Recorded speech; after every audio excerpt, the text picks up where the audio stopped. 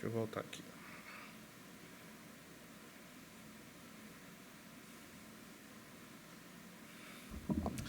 Bom dia, pessoal. Bom dia. Hoje a gente vai ter menos gente mesmo. O pessoal falou que não ia conseguir ir, vir e tudo mais. Então a gente vai começando a aula. De qualquer forma ela fica gravada. Então qualquer necessidade a gente pode revisitar, certo? O tema de hoje é um tema meio que está muito em voga, né, no meio cristão. A questão do ter filhos e, enfim, uma análise em relação a por que há uma tendência do mundo e de encontro a essa questão do desejo de ter filhos. Muitos casais, até mesmo cristãos, às vezes, não têm o desejo, mesmo que a longo prazo, de ter filhos e de, enfim, seguir com essa vivência, essa experiência da criação de filhos. Então, visto que a gente está falando sobre família à luz da Bíblia, não teria como a gente não abordar esse tema da criação de filhos, mais especificamente do ter filhos. E é isso que a gente vai fazer hoje, nessa manhã.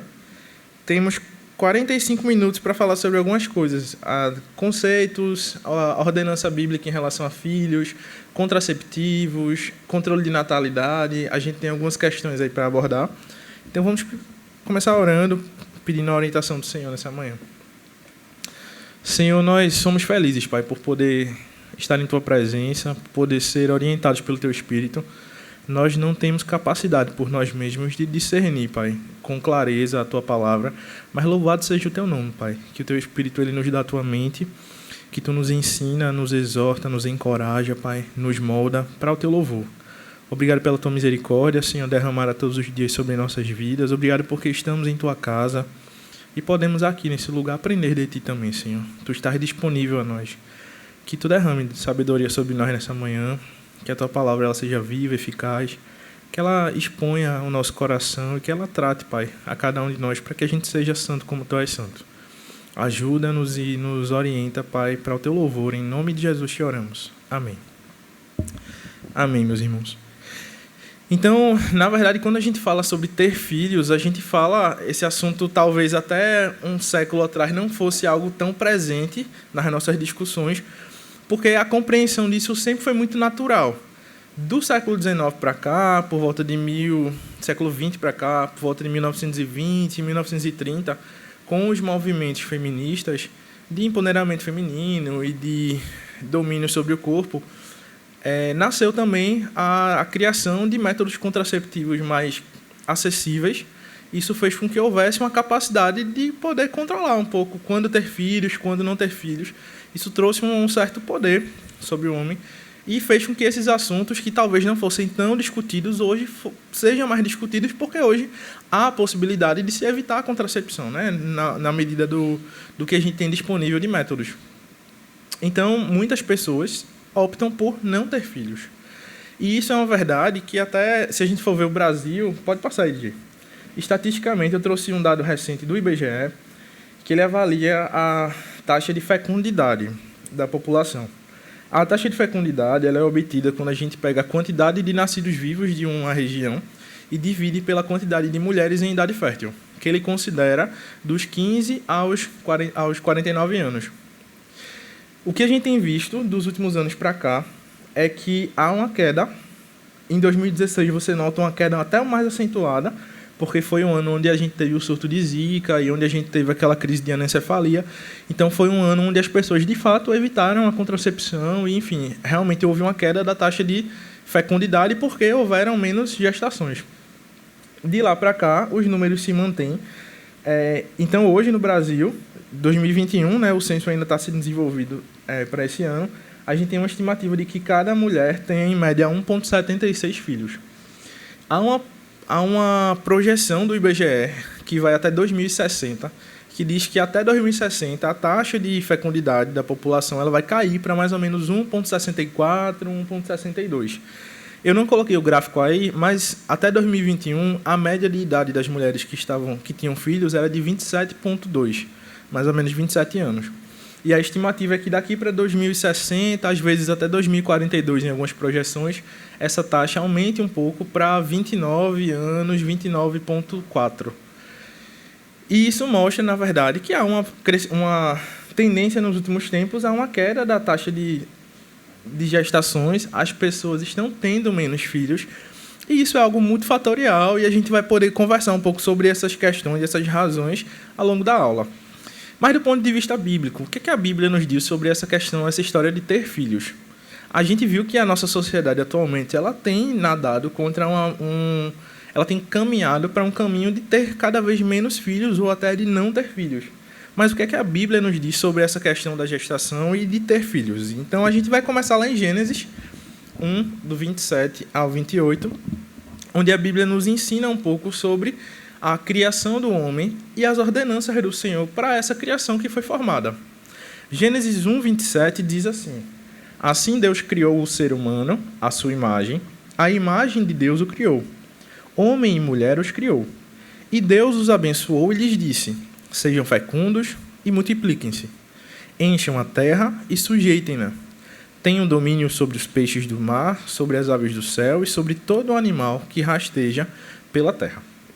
Então, se a gente for lembrar um pouquinho da construção de Gênesis, a gente vê que Deus ele nos criou a sua imagem e semelhança. Isso é algo que o texto explica para a gente e que realmente faz a gente entender que há uma diferença no homem em relação às demais coisas criadas. Esse ambiente é um ambiente onde Deus olhou para as coisas que foram criadas, a divisão do céu e da terra, o sol, a lua, as estrelas, os animais aquáticos, terrestres, aqueles que voam, e ele olhou para essas criações sendo desenvolvidas e ele disse claramente que isso era muito bom. Mas aí Deus olha para o homem e pela primeira vez nesses textos de Gênesis ele diz que algo não é bom. Não é bom que o homem esteja só. Então Deus olha para aquela situação do homem e ele vê que há algo que ainda falta para que ele olhe para essa criação e diga: isso é bom. Visto que somos criados à imagem de Deus, a interpretação desse texto é que o homem, sendo a imagem e semelhança de Deus e entendendo a pessoa de Deus como uma trindade, Pai, Filho e Espírito Santo, faltava ao homem maneiras a mais de se relacionar. O homem tinha, a essa altura, um relacionamento vertical com Deus. Criatura se comunicando com o Criador. Diariamente Deus ia ao jardim para ensinar ao homem, para conversar com o homem. Mas o Senhor olhou para o homem e viu que não era bom que ele estivesse só e criou a mulher. E ele deu ao homem relacionamentos horizontais. Criaturas se relacionando com criaturas. Por se relacionar, eu quero dizer realmente conhecer, caminhar junto. Não necessariamente no sentido de casamento, enfim. Mas ele instituiu aqui os relacionamentos horizontais. As criaturas se relacionando umas com as outras. Isso fez com que o homem conseguisse, de maneira mais clara, ser aquela representação que Deus era, a sua imagem e semelhança. Alguém criativo, alguém dotado de consciência e alguém que se relacionava. Então, logo após essa questão relacional, pode passar, Didi, a gente vê que há uma orientação de Deus de que o homem seja fecundo e se multiplique. Isso traz para essa natureza de relacionamento uma reflexão da imagem de Deus com a perspectiva de que o homem ele é um ser multiplicador. Deus nos criou para sermos fecundos e nos multiplicarmos. Então, parte da natureza de Deus impressa em nós é uma natureza de alguém que multiplica. Então, nesse contexto do desenvolvimento da criação, e vejam que eu estou falando aqui do homem que não pecou ainda, do homem que foi criado, e da orientação que Deus dá de que a gente seja multiplicadores, como Deus é um Deus plural. Pai, Filho e Espírito Santo. Então, a primeira coisa que a gente vê em Gênesis é um conceito de relacionamento. Precisamos de uma sociedade. Deus instituiu essa sociedade. E ele fez isso através da família. Mas por quê? Porque também Deus nos orienta a sermos fecundos e nos multiplicarmos. Isso envolve também um outro mandamento, que não é só o mandamento social do relacionamento humano, mas é um mandamento cultural. Alguns chamam de mandato social, mandato cultural, outros chamam de mandato sociocultural, afinal de contas, tudo está muito interligado. E esse conceito cultural, pode passar, é a percepção de que o homem que se multiplica, ele é um homem que consegue, com mais qualidade, administrar esse mundo. Sozinho, para Adão, talvez fosse muito difícil cuidar de todas as coisas do jardim. Mas agora ele tem Eva, ele tem alguém para se relacionar, vivendo essa experiência que o Senhor é o Deus de relacionamento, ele vive essa experiência de relacionamento, mas ele também é fértil e se multiplica como uma maneira de remir a cultura, como uma maneira de cuidar do mundo criado, como uma maneira de fato, governar a criação. Então, quando Deus cria o homem, além de dar a ele a capacidade de fertilidade para um propósito de relacionamento também, porque não é bom que ele esteja só, ele também cria o homem e a família como um meio pelo qual a gente pode governar esse mundo criado. E viver também a identidade de Deus dessa maneira. Então, olha o que Douglas Wilson fala nesse texto. Com o mandato social, aprendemos que a organização familiar exige uma relação entre macho e fêmea. Desta união, temos o casamento, onde é feita uma aliança inquebrável. Dela serão constituídos famílias e sociedades. Assim, a igreja cresce com os filhos da aliança. Então, Deus, no Gênesis, instituiu um conceito de sociedade que é baseado em um dos pilares principais, que é a família, que é esse ambiente onde a gente se relaciona uns com os outros e onde a gente consegue crescer para, com qualidade, governar o mundo que Deus criou. E a igreja é esse instrumento de Deus na Terra. Eu estou falando de uma realidade de alguém que não pecou. Foi a ordenança do Senhor em Gênesis 1. Pode passar, Didi. Mas e o pecado? E o pecado? Ele chegou. O homem e a mulher pecaram, transgrediram a lei do Senhor, e isso trouxe consequências extremamente dolorosas para tudo. O pecado, ele entrou nesse mundo criado de maneira que todas as coisas que eram tão organizadas, elas se distorceram e se desorganizaram. E esses conceitos de relacionamento social e de relacionamento cultural se tornaram extremamente confusos, extremamente embaçados. A nossa visão sobre eles se tornou confusa e eles se tornaram cada vez mais difíceis da gente conseguir fazer com qualidade. Afinal de contas, o pecado, ele entrou nesse mundo e está entre nós. Então, vamos entender um pouco o impacto do pecado nessa constituição da família, consequentemente da ideia da multiplicação. Olha o que Gênesis 3, do 16 ao 19, diz, que é justamente quando o Senhor vê que o homem pecou e derrama sobre a terra os castigos do pecado. E a mulher, ele disse, aumentarei em muito os seus sofrimentos na gravidez. Com dor, você dará luz a filhos. O seu desejo será para o seu marido, e ele a governará. E a Adão disse, por ter dado ouvidos à voz de sua mulher e comido da árvore que eu havia ordenado que não comesse, maldita é a terra por sua causa. Em fadigas você obterá dela o sustento durante os dias de sua vida. Ela produzirá também espinhos e ervas daninhas, e você comerá a erva do campo. No suor do teu rosto você comerá o pão, até que volte à terra, pois dela você foi formado, porque você é pó, e ao pó voltará. Então, uma vez que o homem pecou, notem que o sofrimento de Eva, de maneira clara, envolve o processo de multiplicação. Em dores, ela conceberá e dará luz a filhos. E o homem recebeu o penoso trabalho de prover o seu sustento com o suor do seu rosto. O trabalho sempre foi algo que existiu, mas agora ele se tornou pesado, ele se tornou fadigoso, ele se tornou algo que o homem não aceitava e entendia como bom. E por que isso influencia na nossa visão de filhos? Pode passar. Porque com o pecado, a gente consegue olhar para o fato de se crescer e multiplicar e ter filhos, primeiro, do ponto de vista de algo que é sofrido para ser gerado. Gestação é algo difícil. Tem gente que tira de letra, tem gente que ama, que é maravilhoso, mas tem gente que na gestação sofre demais. É muita alteração, é muita mudança, são muitas coisas acontecendo no organismo, existem muitos desconfortos, muitas dores, muito mal-estar. E eu não estou nem falando do parto, porque a via de parto, sendo um parto normal ou sendo uma cesariana, os dois eles têm seus problemas e têm o seu sofrimento. Então, gerar filhos, eu não sei como era antes desse pecado, desse castigo, né? A gente não consegue nem imaginar como seria. Mas o Senhor disse que o fato de haver sofrimento é um fruto do pecado. Então, primeiro, gestar e dar à luz a filhos não é fácil, é sofrido. E isso é fruto do pecado. E segundo, notem que quando Deus ele olha para Adão e diz que em fadiga você obterá da terra o sustento, a gente vê que há um contexto de sofrimento em sustentar. É difícil trabalhar, é difícil conseguir recursos para alimentação, para vestimenta, para moradia. Quando a gente olha para o mundo, nada é fácil. Tudo é fruto de muito trabalho, de muito suor, de muito esforço. Então o pecado veio e fez com que o ato de gerar filhos e o ato de sustentar filhos seja algo muito doloroso. E a gente entende porque as pessoas que não caminham com o Senhor, que vivem em uma visão desse mundo caído exclusivamente, elas olham para o ato de ter filhos com muita dúvida e com muito receio.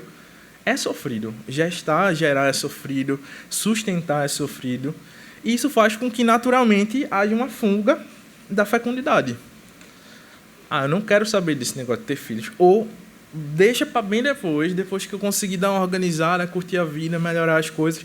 Porque eu sei que quando vier o filho, nada disso vai ser mais possível. Vai ser sofrimento para gestação, sofrimento para parto, sofrimento para amamentar, sofrimento para trocar fralda, sofrimento para pagar colégio, sofrimento para botar roupa, para botar comida. Deixa para depois, ou não deixa para lá. Essa história de filho não tem necessidade.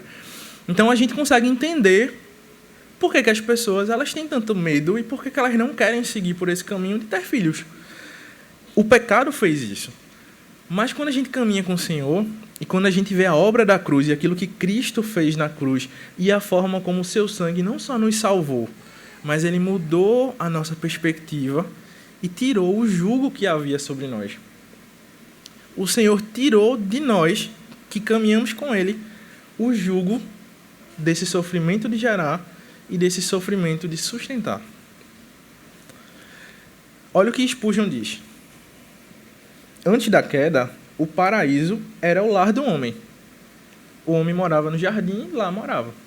Desde a queda, o lar tem sido o paraíso do homem. Então, para nós que caminhamos com o Senhor, nosso ambiente familiar é o lugar onde a gente vivencia a experiência de caminhar com Deus, de ter diariamente o encontro do Senhor. Quando a gente caminha com Ele, busca o Senhor, o nosso lar é esse ambiente onde a gente vive as promessas e as ordenanças do Senhor no Éden. E isso deve ser para nós um paraíso, deve ser para nós algo esperado, deve haver uma expectativa. E se um dia o pecado fez com que a gestação fosse algo sofrido e algo doloroso, o Senhor faz, por meio do ato de gestar, um instrumento de graça na vida da mulher. Não deixou de ser difícil, não tenho dúvidas. Essas dores do pecado elas só vão se dissipar completamente quando o Senhor retornar.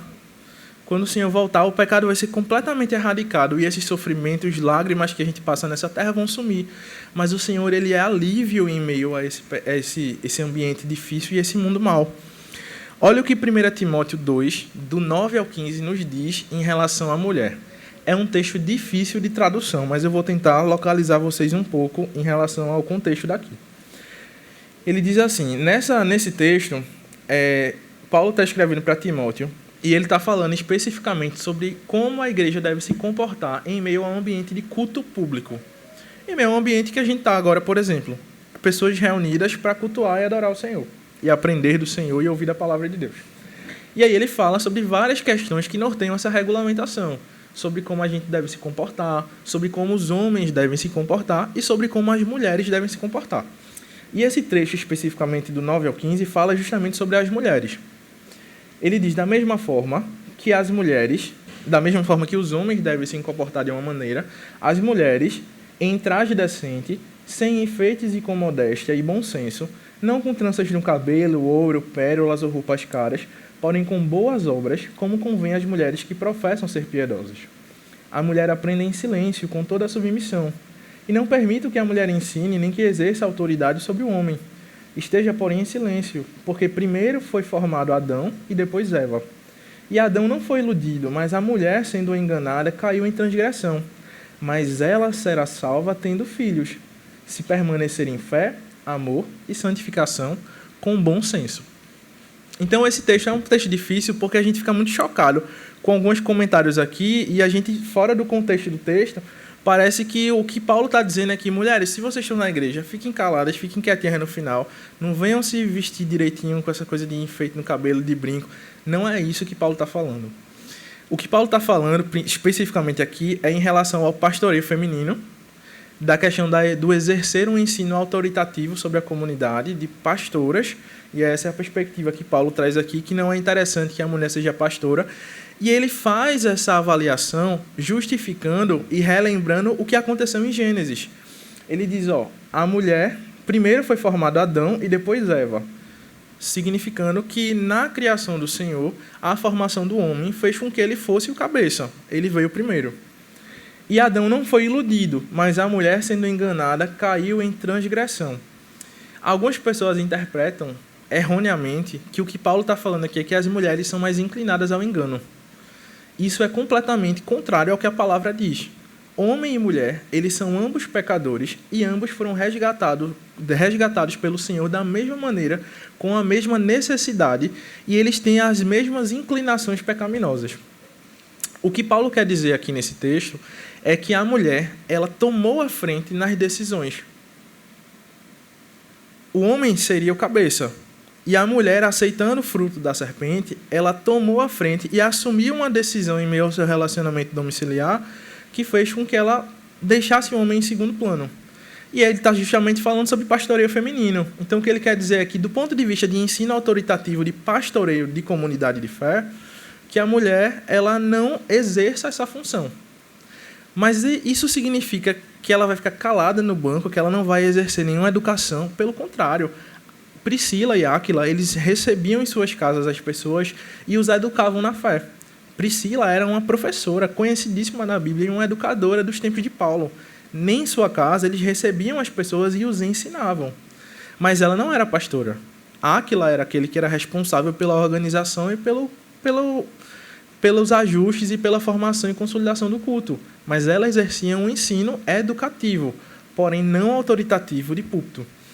E, assim, a própria Bíblia ensina que a mulher deve exercer esse ensino educativo através, justamente, do cuidado com as outras mulheres, do cuidado com as crianças e do cuidado com o seu lar.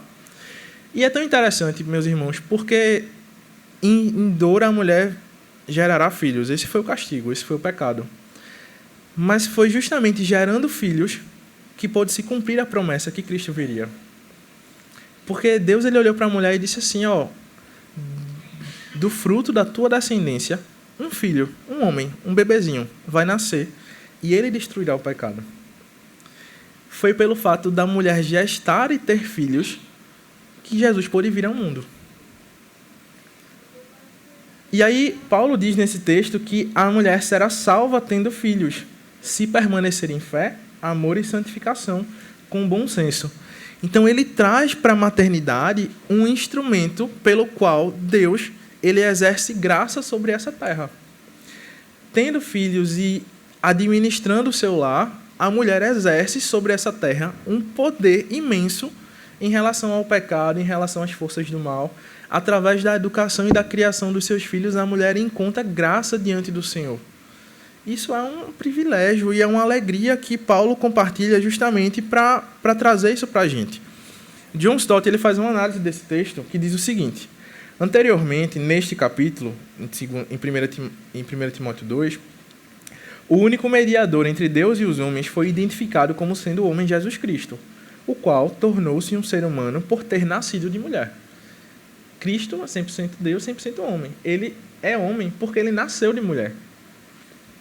Além disso, no contexto das referências feitas a Paulo à criação e à queda, reportando-se a Gênesis 2 e 3, enquadra-se muito bem uma referência adicional à futura redenção através da semente da mulher.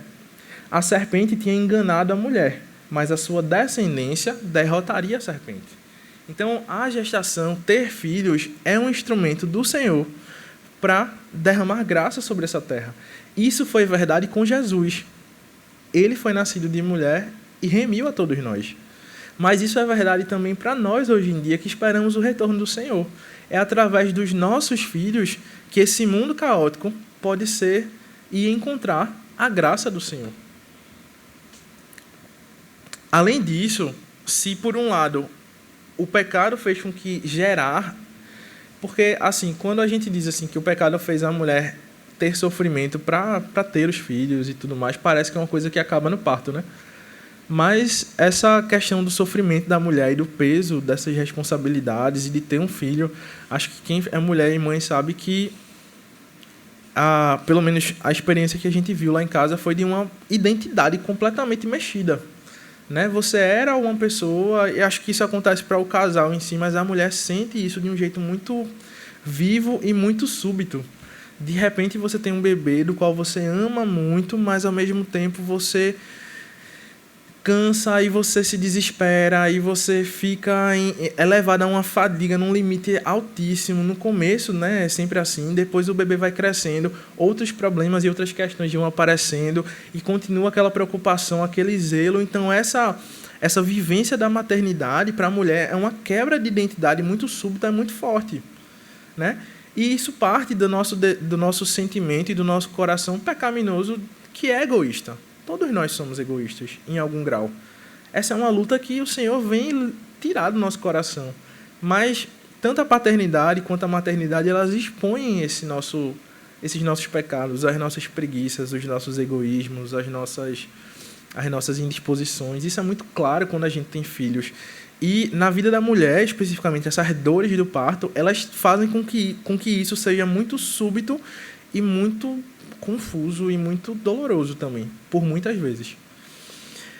Então, o Senhor traz essa graça de saber que, apesar de haver dor na gestação, a gestação é um meio pelo qual a mulher vivencia e age com graça sobre essa terra. Ao mesmo tempo, se há dor no sustento e se há uma confusão e uma dificuldade da gente realmente prover para a nossa família, o Senhor, Ele tantas vezes nos lembra que Ele é o sustentador. Lá em Salmo 127, do 1 ao 2, ele diz assim: se o Senhor não edificar a casa, em vão trabalham os que a edificam. E se o Senhor não guardar a cidade, em vão vigia a sentinela. Será inútil levantar de madrugada, dormir tarde e comer o pão que conseguiram com tanto esforço. Aos seus amados, Ele o dá enquanto dormem. O texto não diz que a gente não deve trabalhar e buscar o nosso sustento, mas ele diz que, em última análise, é o Senhor quem nos provê todas essas coisas. É Ele quem nos dá a saúde para que a gente possa exercer o nosso trabalho. É Ele quem nos dá os meios pelos quais a gente pode obter renda para a nossa família. A gente pode sustentar a nossa casa. De alguma maneira, é o meu braço que trabalha, mas é sustentado pelo Senhor. E em meio a tribulações e a adversidades e a situações difíceis, o Senhor continua sendo aquele que guarda a cidade, e o Senhor continua sendo aquele que fortifica os muros da nossa vida, que nos livra do mal e das perseguições e das dores. O Senhor é o nosso sustento. Então ele nos chama nesse texto a confiar nessa provisão do Senhor, de saber que Ele é o nosso sustentador, não somos nós. Ao mesmo tempo, o Salmo 127 ele continua dizendo que... Pode passar, Diego. Herança do Senhor são os filhos, o fruto do ventre o seu galardão. Como flechas na mão do guerreiro, assim são os filhos da sua mocidade. Feliz o homem que enche deles a sua aljava, não será envergonhado, quando enfrentar os seus inimigos no tribunal. O Salmo 127 ele é muito usado para falar de filhos, porque ele evoca esse sentimento nobre, né, de ter uma criança, e ele diz: os filhos são a herança do Senhor. E essa é a mesma palavra que a Bíblia diz para referir àquilo que era Canaã para Israel. Canaã foi uma terra extremamente esperada por eles. Eles passaram 40 anos no deserto ansiando por entrar nessa terra prometida, que era uma terra magnífica, onde manava leite e manava mel, onde as frutas eram gigantes, onde era um lugar de muita prosperidade e de muita alegria. Da mesma forma que Canaã era uma herança para o povo de Israel, o salmista nos diz que os filhos são herança do Senhor. Então isso traz para eles um tesouro muito grande. Eles não são o dinheiro que Deus está nos dando, a herança. Eles são o banco todo. Eles são o meio pelo qual o Senhor derrama essa graça. E eles são o nosso galardão. Galardão é algo que você não mereceu, mas que você recebeu. É uma honraria imerecida. E ele diz, os filhos que Deus nos dá, eles são tesouros. E eles são tesouros dados imerecidamente. E aí, Jim West, ele fala ele tem um artigo chamado Os Benefícios de Ter Filhos, onde ele diz que o que faz o pai piedoso feliz por ter uma aljava cheia? O que é que faz o homem que caminha com o Senhor? E a gente está falando aqui, minha gente, de um ambiente onde a gente crê no Senhor e caminha com Ele. O que é que faz aquele que crê no Senhor se alegrar em ter uma aljava cheia de flechas ou uma casa com filhos? O Salmo 127 responde: Eles não serão confundidos, mas falarão com os seus inimigos à porta. Ele é feliz por ter o que o comentarista Leopold chama de filhos corpulentos nas portas da cidade. A porta de uma cidade era onde o povo se reunia para dispensar justiça. O pensamento é que somos bem-aventurados ou muito felizes por ter filhos que, como advogados, aniquilarão os argumentos dos inimigos de Deus nas portas. Então, a alegria daquele que tem filhos, que caminha com o Senhor e tem filhos criados no caminho do Senhor, é saber que esse filho ele vai ser um instrumento do Senhor para remir esse mundo, para lutar contra a injustiça. A flecha nunca foi criada para ficar na aljava, ela foi criada para ser lançada ao mundo. E vejam, isso não significa que ter filhos e criar filhos é fácil. Porque, imagine, como é que se faz uma flecha? Você pega uma madeira, que está lá na natureza, estou falando como era antigamente, você pega uma faca ou um instrumento de corte e você vai organizando.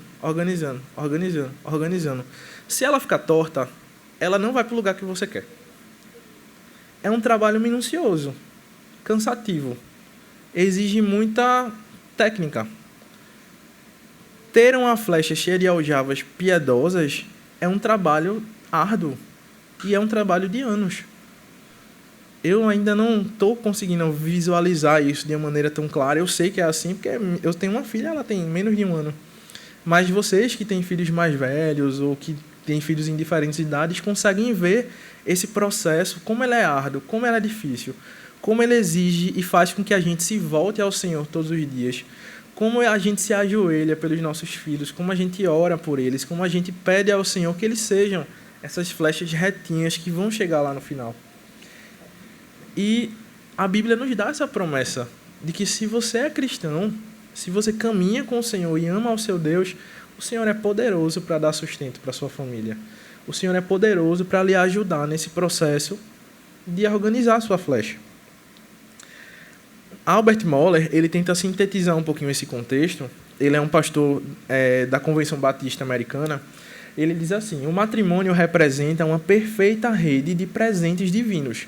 O casamento, incluindo prazer sexual, vínculo emocional, apoio mútuo, procriação e paternidade. Nós não devemos desconectar esses bens do matrimônio e escolher somente aqueles que desejamos para nós mesmos. Todo casamento deve estar aberto à dádiva de filhos. Até mesmo onde a habilidade de conceber e dar à luz a filhos porventura esteja ausente, o desejo de ter filhos deve estar presente. O desejo por viver essa experiência, que é de gerar filhos. E eu sei que quando a gente olha para o mundo, assim, a gente vê que tem tantas questões a ser consideradas, né? Tem pessoas que têm um desejo muito forte de ter filhos e o Senhor não os deu essa graça ainda. Ou não dará. E é muito semelhante ao que a gente conversou em relação a estar solteiro ou estar casado. Cristo, ele não casou. Ele não foi alguém que se deu em casamento. Consequentemente, ele também não teve filhos. A identidade do Senhor não foi menor porque ele não teve filhos ou porque não casou. A gente não precisa de casamento nem de filhos para viver na presença do Senhor e ser cheios e alegres e satisfeitos nele. Mas aqueles a quem Deus orientou e comissionou a casar, ele também comissionou a desejar ter filhos, conforme a dádiva que o Senhor nos dá. Se ele nos der filhos, amém. Se ele não nos der filhos, amém. Porque a nossa alegria, a nossa satisfação não está em ter filhos, está em ter ao Senhor como nosso Senhor e Salvador. Mas o Senhor demonstra também graça quando ele nos dá filhos, porque eles são a herança do Senhor. Entende a diferença da questão assim? Ter filhos é algo que todo cristão casado deveria desejar, porque é parte do que Deus nos comissionou a vivenciar. Ele nos chamou a viver essa experiência do casamento e de ter filhos para remir esse mundo mal, para governar esse mundo, para ser luz. E assim, isso é um tema que sempre vem à tona quando a gente fala de filhos, porque de fato, meus irmãos, a gente olha para as notícias, a gente olha para o mundo, a gente olha para as coisas assim acontecendo ao nosso redor e bate um desânimo tantas vezes, né? E a gente diz, meu Deus, se para mim, que sou adulto, tá difícil, como é que eu vou botar um filho pequeno nesse mundo? Ou como é que meu filho, que é adolescente ou que está por aí, como é que ele vai lidar com essas coisas dessa terra? E vem naturalmente um desejo, e assim, não é algo distante de nós, porque eu já ouvi isso de pessoas muito próximas e muito maduras falando para amigos meus, não tenha filhos não, casou, mas não, deixa para lá, tá muito difícil, esse mundo tá muito caótico, tá tudo muito mal. E vem essa pergunta no nosso coração, mas eu devo colocar filhos em um mundo mau? Eu sei que o Senhor criou os filhos, eu sei que Ele criou essa missão na família, né, de gerar filhos. Eu sei que é importante e é uma bênção tê-los, porque o Senhor nos disse que seria assim. Mas o mundo é muito mau, eu devo colocar filhos nesse mundo. E aí tem 2 textos que eu queria ler com vocês. Eu vou tentar sintetizar porque eles são um pouco grandes, que é o texto de Êxodo 1 e o texto de Jeremias 29. Contextualizando, Êxodo 1, ele nos faz, é um texto que remete ao período onde o povo estava morando no Egito. Se a gente for ver lá em Gênesis, houve fome na terra onde eles moravam, e para se proteger da fome, José, ele foi levado ao Egito, se tornou governador, e a sua família foi morar lá para poder ter provisão. E a Bíblia diz que o povo judeu que morava no Egito, que habitava no Egito, ele começou a crescer. E os egípcios viram o crescimento do povo e começaram a dizer, já já eles vão ficar mais numerosos que a gente. Isso está muito perigoso. Então, olha o que Êxodo 1 nos diz. No verso 8. Êxodo 1, 8. Então subiu ao trono do Egito um novo rei, que nada sabia sobre José. E ele disse ao povo, vejam, o povo israelita é muito numeroso e mais forte do que nós. Temos que agir com astúcia para que não se tornem ainda mais numerosos e, no caso de guerra, aliem-se aos nossos inimigos, lutem contra nós e fujam do país.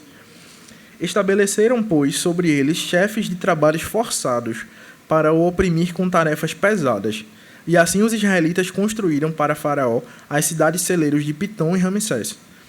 Todavia, quanto mais eram oprimidos, mais numerosos se tornavam e mais se espalhavam. Por isso, os egípcios passaram a temer os israelitas e os sujeitaram a cruel escravidão. Tornaram-lhe a vida amarga, impondo-lhes a árdua tarefa de preparar o barro e fazer tijolos, e executar todo tipo de trabalho agrícola. Em tudo os egípcios os sujeitavam à cruel escravidão.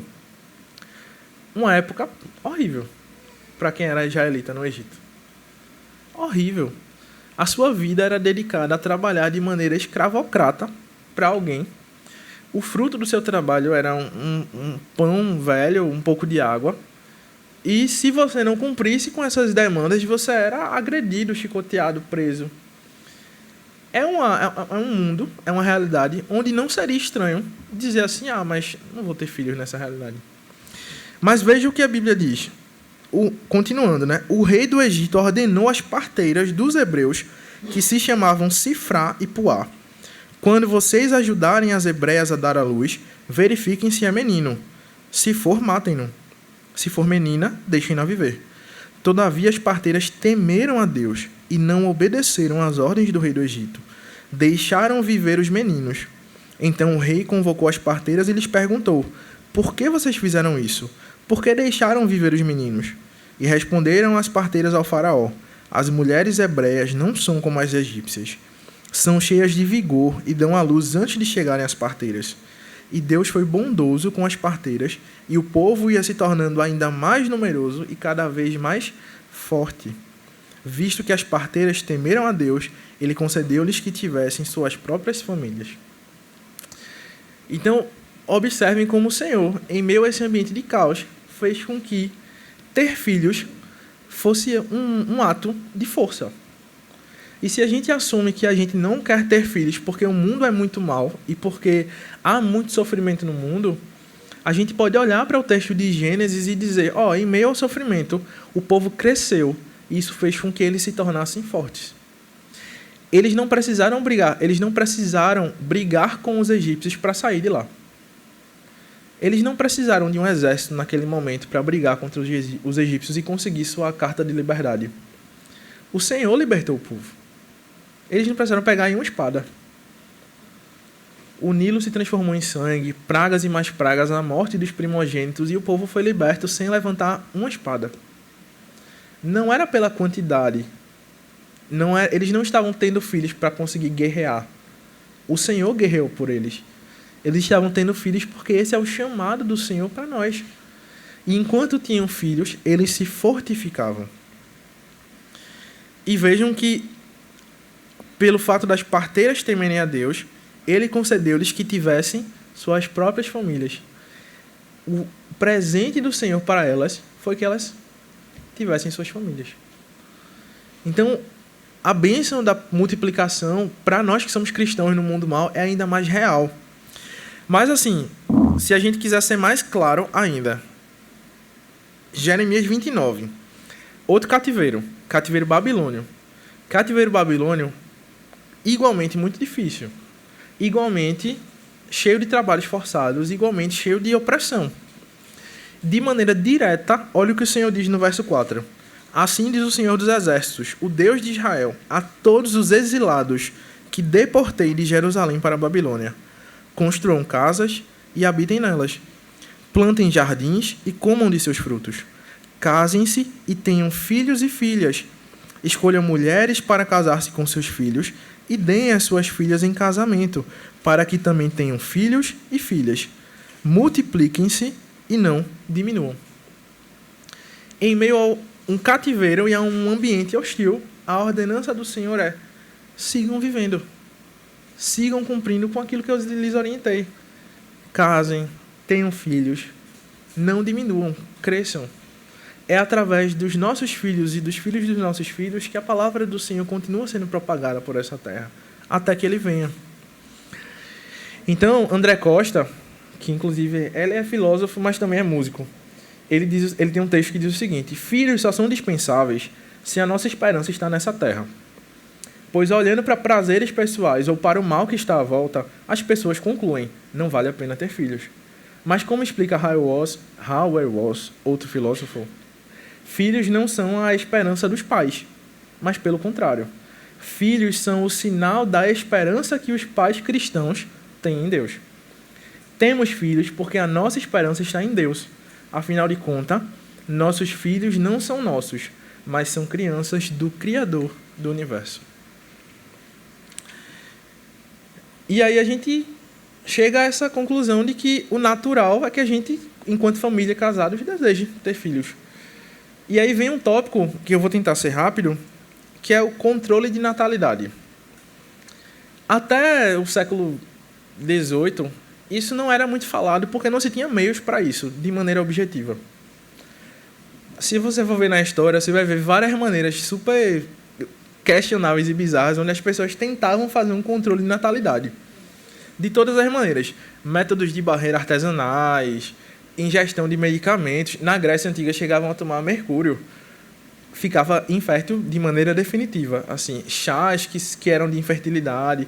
Mas o objetivo deles, mesmo nesse período, era de impedir a gestação por um tempo. E eles não conseguiam, era tudo ou nada. Era por toxinas e se conseguia que não houvesse fertilidade. Quem tomava o mercúrio eram os homens. Desculpa. E aí isso fazia com que eles não produzissem espermatozoides e ficassem inférteis de maneira constante, entre outras doenças associadas à ingestão do mercúrio. Então, o controle de natalidade é um tema importante da gente falar, porque, em suma, o que é que ele quer dizer? Ele fala da nossa capacidade e vontade de decidir quantos filhos nós teremos e quando nós teremos filhos. E é interessante porque existem alguns posicionamentos bem radicais em relação a esse tópico. Pode passar. O primeiro, quando a gente pensa em controle de natalidade, é aquele casal que diz assim: eu não quero filhos de jeito nenhum. A gente já viu que, como cristãos, a gente quer filhos. É o que Deus nos chama e Ele dá todas as razões pelas quais a gente quer filhos. Mas pelo fato desse grupo ter aumentado, dizer assim, não quero filhos de jeito nenhum, surgiu no ambiente cristão um movimento que cresceu e disse assim, famílias grandes, indescriminavelmente, são bênção. Pode ter 10 filhos, 12 filhos, 20 filhos, é bênção, é uma alegria. Isso a gente viu que assim, a gente não pode olhar para a Bíblia e dizer que não é uma bênção ter muitos filhos. O que eu quero trabalhar em relação a esse tema e esses extremos sempre deixam a gente com um pouco atrás da orelha, são as motivações que estão por trás dessas decisões. Douglas Wilson, ele é um cara muito tradicional. E quando ele fala sobre família, geralmente ele choca muito. Quando ele fala de papéis masculinos e femininos, ele é muito, muito conservador e muito tradicional. Mas, estranhamente, ele tem uma visão muito equilibrada sobre esse tema da ideia de quantos filhos devemos ter. Ele diz o seguinte: como se faz para ter um grande número de filhos? Fácil. Tudo o que se necessita é de um homem e uma mulher biologicamente maduros. Em geral, se você quer ter muito filho, você precisa de um homem e uma mulher. Só. Estou sendo simplista. Como se faz para ter uma grande bênção, que é o que o Senhor promete? Receber a bênção bíblica associada a uma grande família requer muito mais do que a simples capacidade física de reprodução.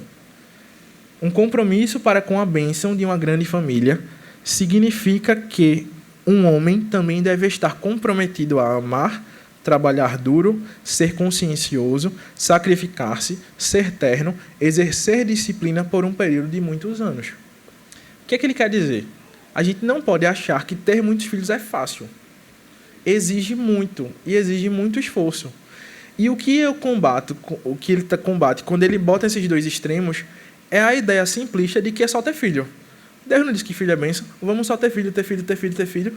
Mas o que Deus nos chama a fazer para vivenciar essa bênção é pegar essa madeira e ir aparando as arestas, e ir organizando as flechas. Então não é somente ter uma família grande. Se você tiver, meu irmão, uma bênção, eu quero também.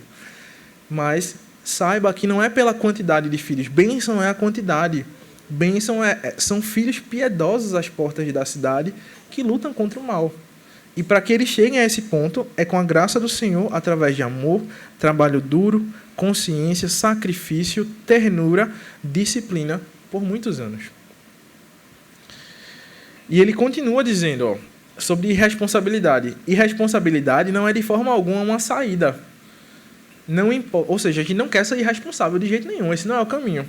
Não importa se você é o tipo irresponsável que não quer ter filhos, ou se é o tipo irresponsável que quer ter 7 filhos sem pastoreá-los. Então a gente vai olhar para a nossa realidade. Não dá para a gente tratar individualmente cada família, ou cada casal, ou cada situação. Isso é algo que necessita de discipulado, acompanhamento.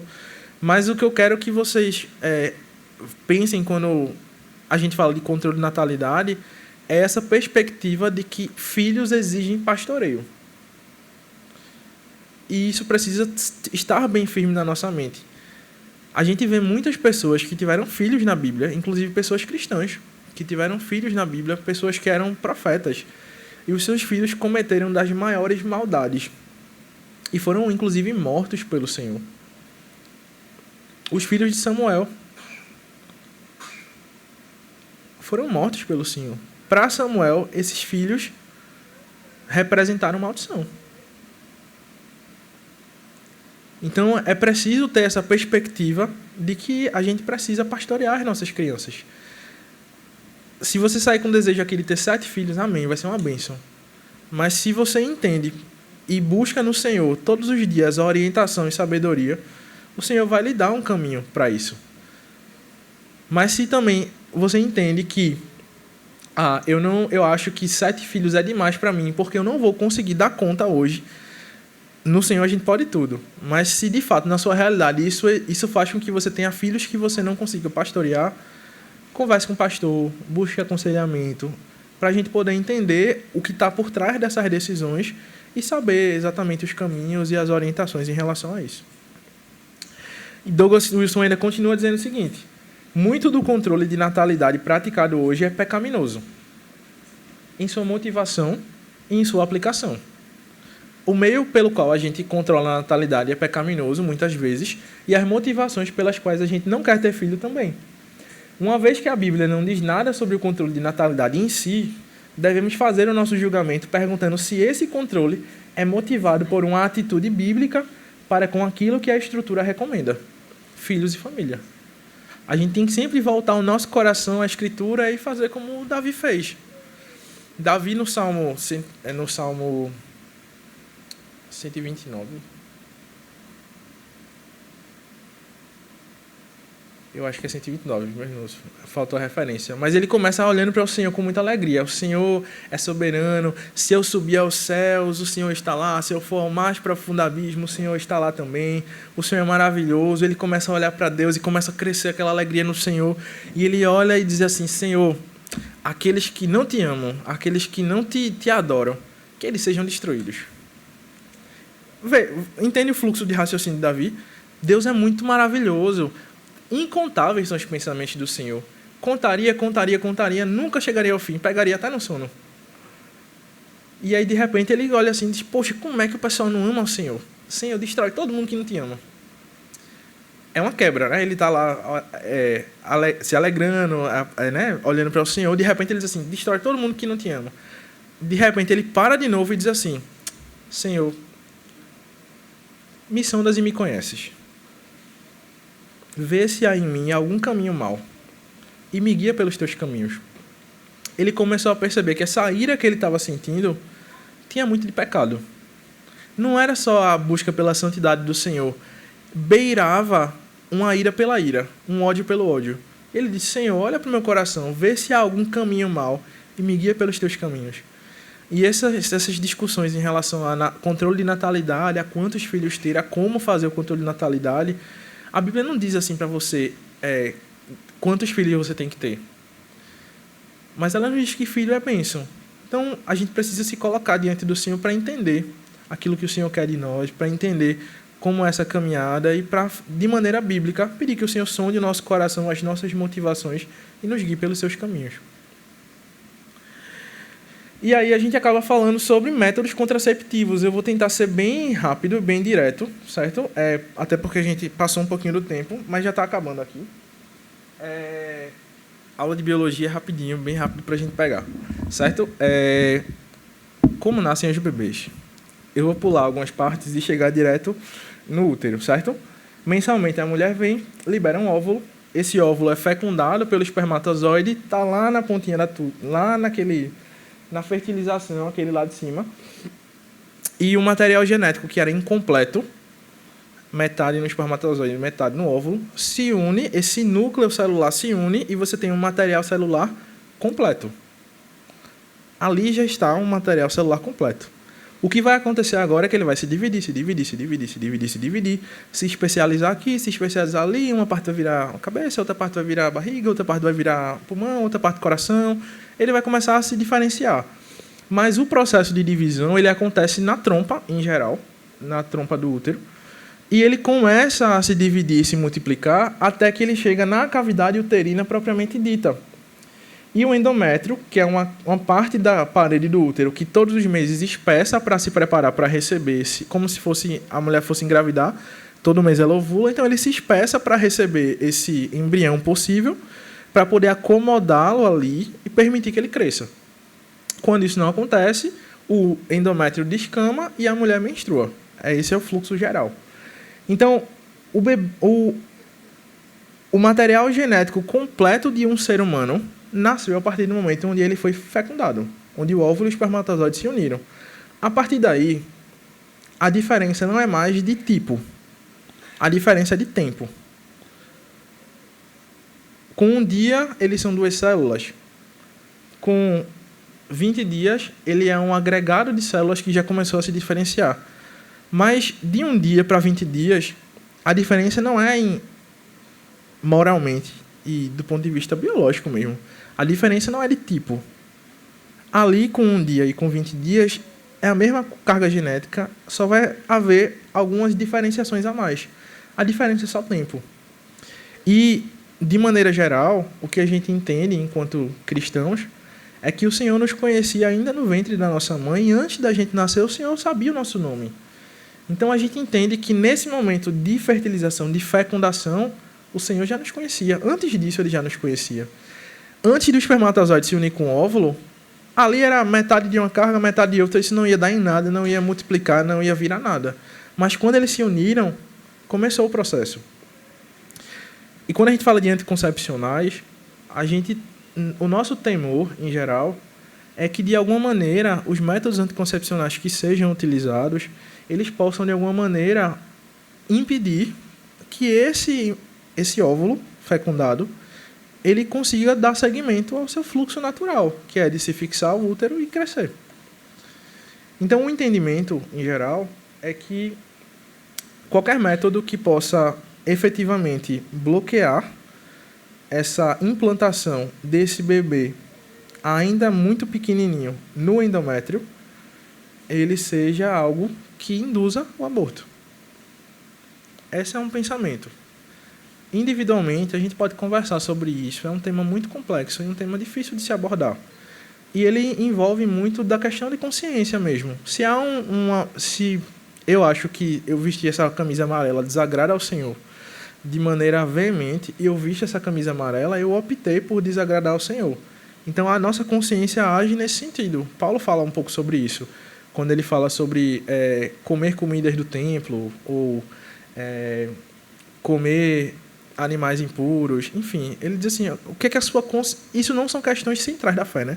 O que é que a sua consciência diz sobre isso? Se você acha que é pecado, meu irmão, não faça. Então, a gente pode conversar sobre essa questão de anticoncepção, a gente pode tentar dissertar um pouco mais sobre isso, mas, efetivamente, o que a gente sabe é que existem métodos, e a maioria dos métodos, existem vários, tabelinha, métodos de barreira, que é a camisinha masculina e feminina, diafragma, que é um material que é espermicida, ele destrói espermatozoide. Tem os métodos hormonais, que nasceram mais ou menos em 1921, 23, começaram a ser estudados. No movimento de empoderamento, de feminismo, eles cresceram. Houve uma busca pela liberdade sexual e sem a questão da gravidez. Então, eles cresceram muito nesse sentido, porque você toma, parou de tomar, volta a engravidar, em geral. É assim que acontece. O método de ação dos métodos contraceptivos hormonais, ele varia muito. Em geral, a principal maneira pelo qual o método impede a gravidez é tornando o ambiente uterino mais difícil para o espermatozoide. Então, na maioria dos casos, ele impede até que o espermatozoide chegue lá dentro, porque, enfim, ele ele dificulta a entrada do espermatozoide no útero. Hormonais, em geral, é basicamente isso que eles fazem. Mas eles são hormônios. E eles têm seus efeitos colaterais. Aumenta o risco de trombose, aumenta o risco de dor de cabeça, pode haver retenção de líquido, enfim, tem muitas questões para ser discutidas. Mas eles são métodos que agem primariamente em espessar essa entrada uterina e impedir que os espermatozoides cheguem lá em cima.